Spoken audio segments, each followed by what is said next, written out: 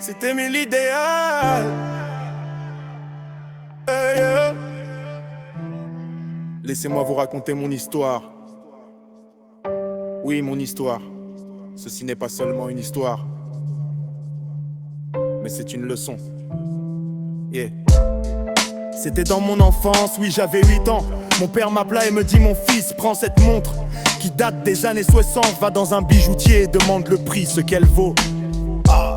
Bah évidemment, je suis allé à la bijouterie la plus proche. J'ai demandé combien il pouvait m'acheter la montre. Ce dernier me répondit que c'était vieux et que ça ne pouvait pas coûter plus de 1000 F.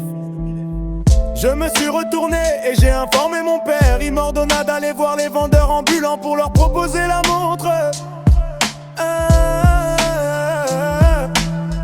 Je suis allé le voir et je lui ai proposé.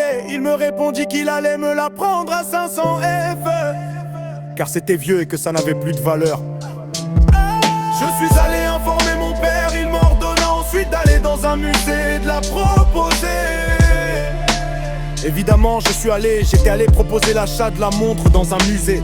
Ce dernier me répondit: cette montre est une œuvre d'art, j'estime son prix à des millions de francs. Monsieur, je vous supplie de nous vendre cette montre afin de l'ajouter à notre collection. Surpris et étonné, j'allais informer mon père. Ce dernier me répondit que dans la vie, il faut savoir où l'on a de l'importance, et que tout autant que nous sommes, on a de la valeur. Mais il faut savoir où ceux qui connaissent notre valeur nous estiment. Ne va pas dans une bijouterie alors que tu vaux mieux dans un musée.